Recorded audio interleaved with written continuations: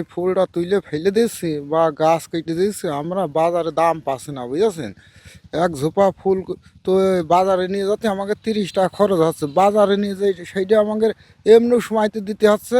ফুলের চাহিদা খুবই কম, ফুলের বাজার মূল্যও কম।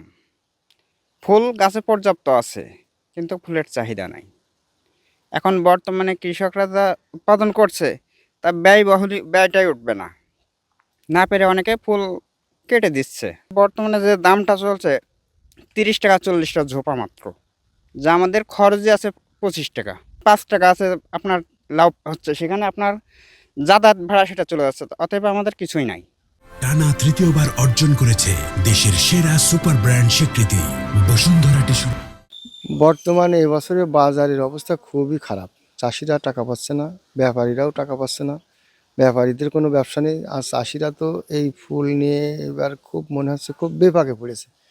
কারণ হচ্ছে যে এই বছরে আমার লাইফে আমি দেখিনি এত ফুলের দাম যে সস্তা যাবে। এই বছর যেভাবে যাচ্ছে এত সস্তা কোনো বছরে যায় না। এই ডিসেম্বরে আমরা মাল বিক্রি করেছি, ফুল এক এক ঝোপা বিক্রি করেছি 400 থেকে 500 টাকা। এই বছরে সেই ফুল 40 থেকে 50 টাকা। কেন জানি মনে হয় বাংলাদেশটা বর্তমান বর্তমান হচ্ছে যে নির্বাচনীমুখী গ্রাম, মানে দেশটা। এই কারণেই আমার কাছে এমন মনে হয় যে নির্বাচনমুখী কোনো অনুষ্ঠান হচ্ছে না।